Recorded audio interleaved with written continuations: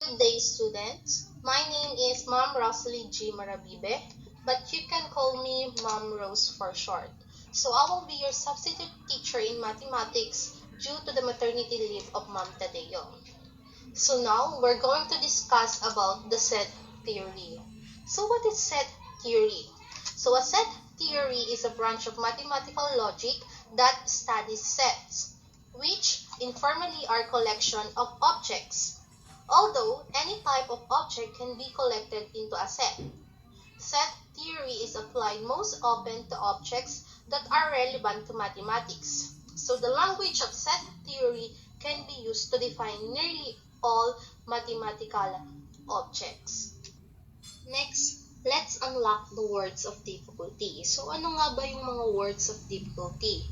So ito yung mga words na pwede nating ma-encounter through the examples para malaman natin kung ano nga ba yung ibig sabihin ng mga ito.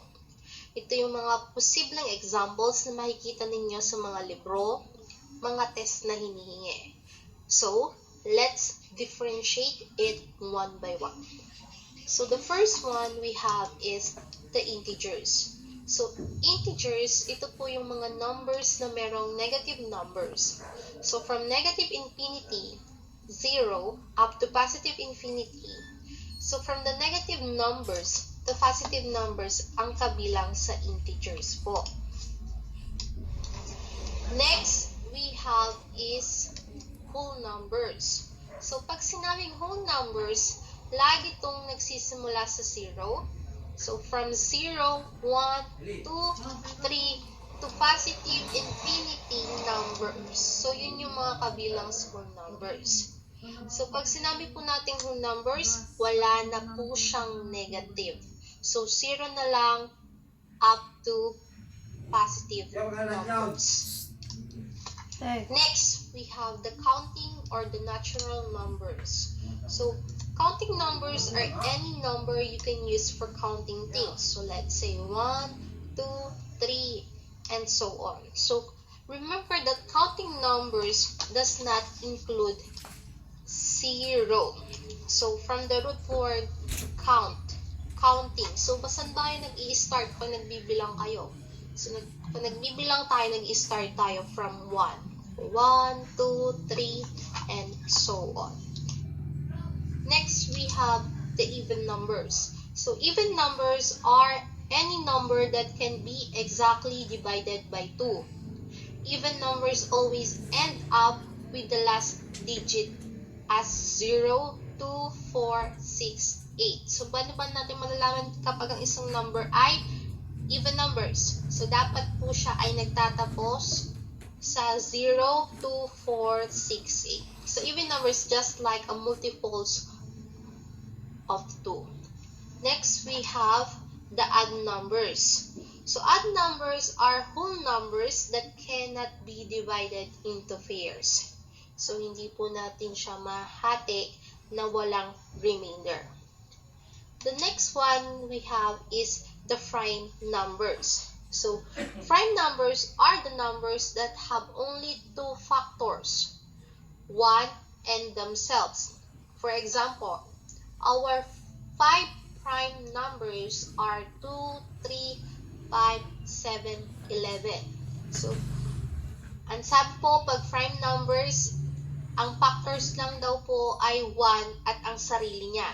So, let's say, for examples, we have here the 5.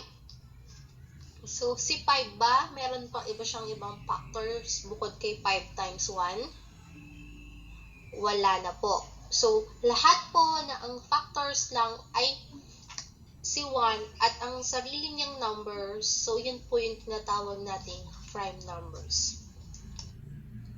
Next, we have the composite numbers. Composite numbers can be defined as the whole numbers that have more than 2 factors. So, si composite numbers is the totally opposite of the prime numbers. So, di ba sabi kanina kay prime numbers, si 1 at themselves lang yung factors niya. So, unlike composite numbers, ito po yung mas mahigit pa sa isa yung factors niya. So, let's say we have here the 4. So, bukod kay 4 times 1, meron pa siyang ibang factors. Ano pa po yun? Ito po ay 2 times 2. So, si 4, pwede siyang i-factor natin kay 4 times 1 tsaka 2 times 2. So, composite numbers are defined as the whole numbers that have more than 2 factors. So, question. So, the question is, why is it that we do not have 1? Okay. So, always remember that 1 is not a prime nor composite. Why? So, because 1 is a special number.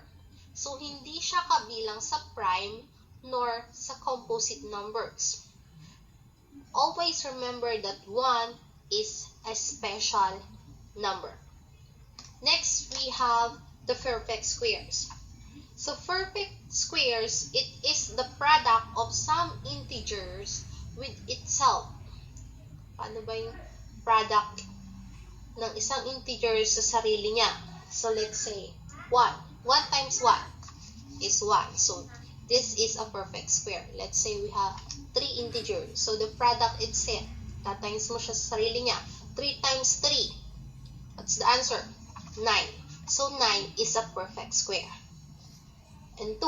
2 times 2, 4. So, 4 is a perfect square. Next, we have the multiples. So, multiple is the result of multiplying a number by an integer, not a fraction.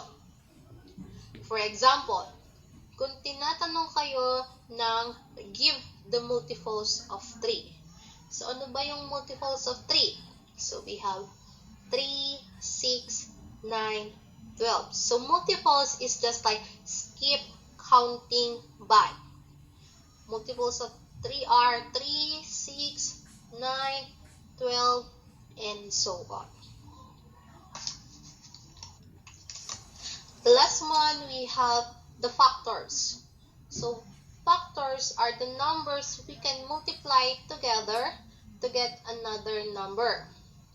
So, for example, what is the factors or what are the factors of 9?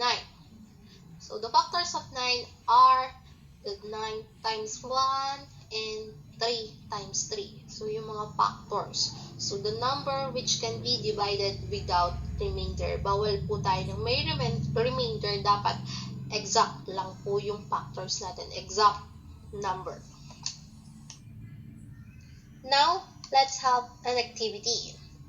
So, I have here pictures and also a table grouped by 3. So, we have group A, group B, and group C.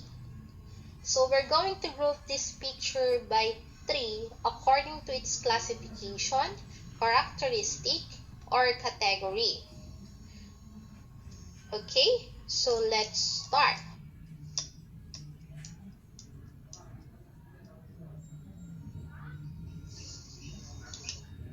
Okay, so I have here for group A, shoe, jacket, and cap. For group B, we have here a ball, doll, toy car. For group C, we have apple, mango, and grapes. So from the given table, grouped by 3, so for group A, we have shoe, jacket, and cap. For group B, we have ball, doll, toy car. And for group C, we have apple, mango, and grapes. Okay, now, question. Is it possible that doll can be in group A? So, pwede ba siya sa group A? And a shoe in group C. So, si sapatos, pwede ba siya sa C? What else? How about the mango in group B? Mango in group B. Is it possible? Of course not. So the question is, why not? Okay, so far, Group A, we have shoe, jacket, and cap. So bakit po sila ang magkakasama?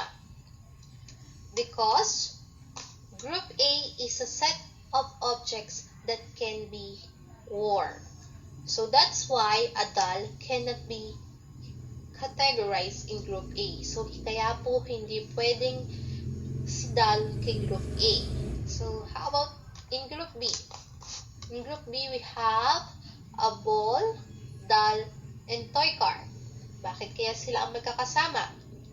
Because Group B is a set of toys. So, kaya po hindi rin pwede lugayin kanina natin, si shoe, a set of toys. And also, we have in Group C, we have the apple, mango, and grapes. Of course, Group C is a set of fruits. Now, these three are considered as set. So, these three are all example of sets. Now, ano nga ba yung set? So, si set is a group or collection of objects. It is named using capital letters. So, kagaya ng example natin kanina, yung group name nila, we have set A, set B, and set C are capital letters. So, each object in a set is called member or an element of a set. Okay, so ang sabi dito, each object in a set called member or an element of a set. So, anong tawag natin doon sa mga laman niya ng Group A? Di ba ang laman ng Group A natin ay shoe, jacket, cap. So, yung tatlong pong yun po yung tinatawag nating elements. So, si Group A or si Set A ay may element na shoe, jacket, and cap.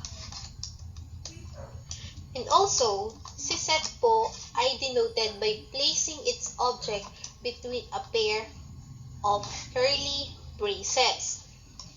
So, si curly braces po ay just like this one. Si curly braces. Katulad po nung ginawa natin kanina sa example. So, si Group A is, si Group B po ay nakalagay is a set of toys with curly braces. Okay. Now, for the element, so, the symbol used for element is this one, just like E with a curve. And for the symbol for not an element is like an element sign but with a slash. Okay? So let's have an example. So our example is set A is a school days in a week. So ano nga ba yung mga school days natin in a week? So meron tayong Monday, Tuesday, Wednesday, Thursday, and Friday. So si Monday, Tuesday, Wednesday, Thursday, and Friday, yun po yung tinatawag nating elements ng set A.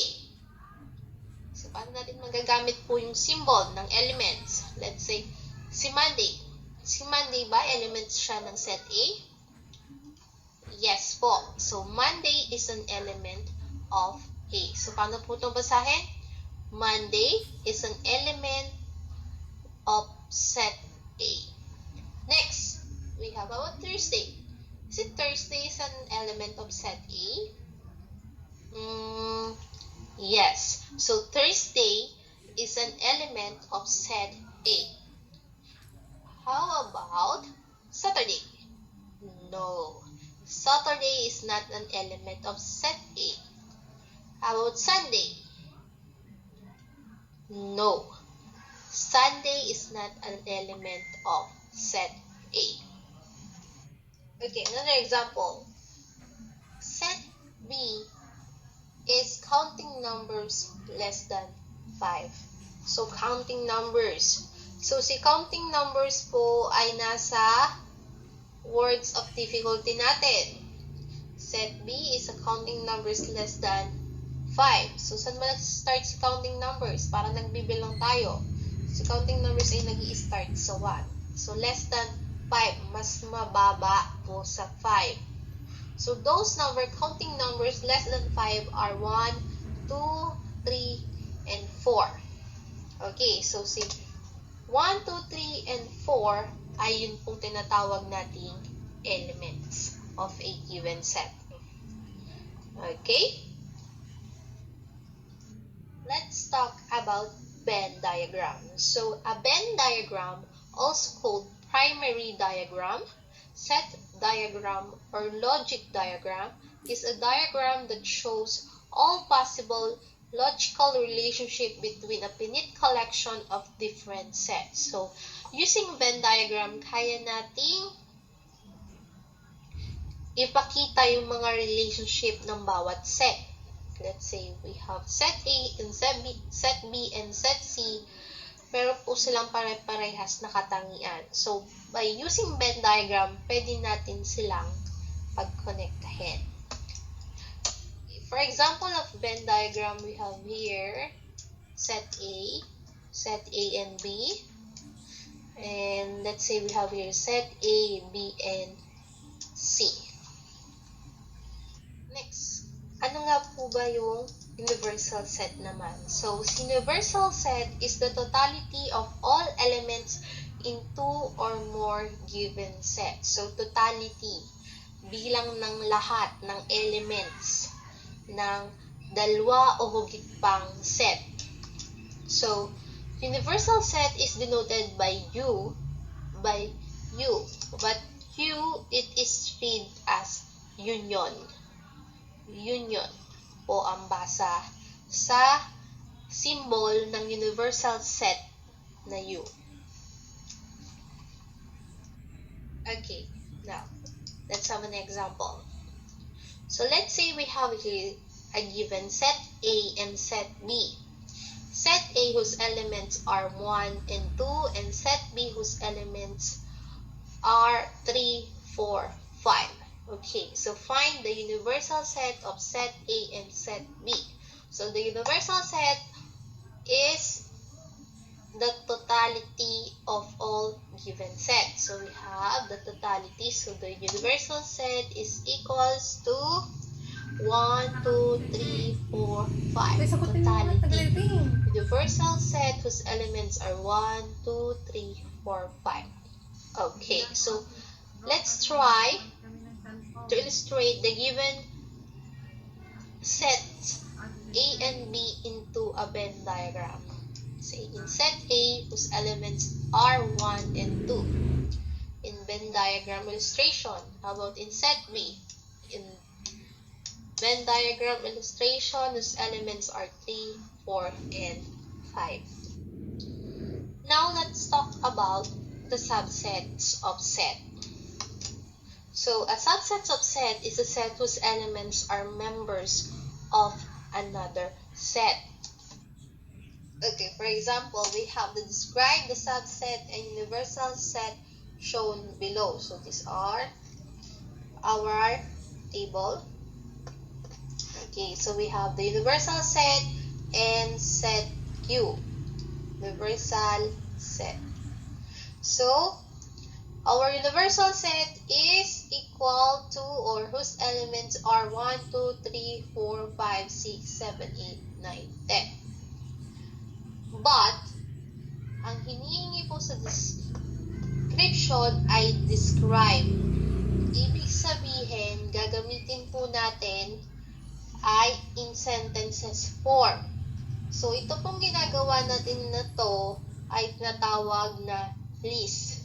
Listing the elements. Listing the set. So, hindi po ganito ang gagawin natin. We have to do is to describe the universal set. So, paano po ba yon? Okay, so, set U is the universal set. So, ano po ba yung laman ng universal set in sentences form? In sentence form, we have is the set of numbers from 1 to 10. So, ang laman daw po ng set Q natin ay set ng numbers from 1 to 10. Another way, set Q. Set Q is the universal set. That's correct. But ano po yung laman ng set Q? Set of counting numbers less than 11. So, si counting numbers. So, nag-i-start si counting numbers 1. So, pero dapat ano po kayo? Tawag dito? Detalyado po kayo kung saan po magtatapos yung counting numbers nyo. Just like this example. Counting numbers less than 11. So, our less than 11 is 10. So, counting numbers less than 11 is set U in the universal set. Now, in our set Q, we have, in listing, we have 2, 4, 6, 8, 10. And we have to describe the set Q. So, set Q is a subset of U. So, ano pong laman ng set Q? So, paano po siya naging subset? So, kasi po, si set Q po ay kabilang sa universal set. Yung laman po ni set Q ay kabilang na sa universal set. So, kaya po siya nasabing subset. So, ano pong description niya? Paano natin ma-describe ang laman ng set Q? So, the set of even numbers from 1 to 10. Ano ba yung mga even numbers natin from 1 to 10? We have 2, 4, 6, 8, and 10. Next, another example. Use the diagram below to answer the question that follows. So, here is our diagram. The set of A and B. Next is the question. Our question here is what elements are found in the union A and B, and we're going to answer it one by one. So the first question is what elements are found in the union of A and B. So ano daw po yung makikita nating elements pag sinabi nga nating union? Again, yung union po is the symbol of universal set. It's the totality of all sets. So, ano daw pong elements ang makikita kapag pinagsama-sama lahat ang elements ng A and B? So, itong ating A and itong ating B. Okay po. So, lahat po ng elements na makikita natin sa A and B, yun po yung ating sagot. So, since A is 3, 5, 6, 9, 11, 13, and since B is 8, 9, 11, 13, 17, 19, 23, thus, A union B is 3, 5, 6, 8, 9, 11, 13, 17, 19, 23. Okay, take note. Take note po natin ha. Take note. So, si set A at si set B ay may intersection which is 9, 11, and 13. 9, 11, at 13. So, in union, universal set, hindi po tayo magdadalawang sulat ng element sa isang set. Ang mangyayari po niyan, set A plus set B minus the intersection of set A and set B. Para hindi po madalawang lista yung 9 and 13. Okay po? Next question is, what is the cardinality of union A and B? So, cardinality. So, paano ba natin masasagutan? Ano nga ba muna yung cardinality? So, ano nga po ba yung cardinality? So, si cardinality is the number of elements contained in a set. So, number of elements contained in a set. So, ilan lang daw po yung elements na meron doon sa tinutukoy? Number lang. So, let's say the cardinality of union A and B. So, pinagsama-samang A and B. So, ilan daw po elements ang meron? Magbibilang lang po tayo.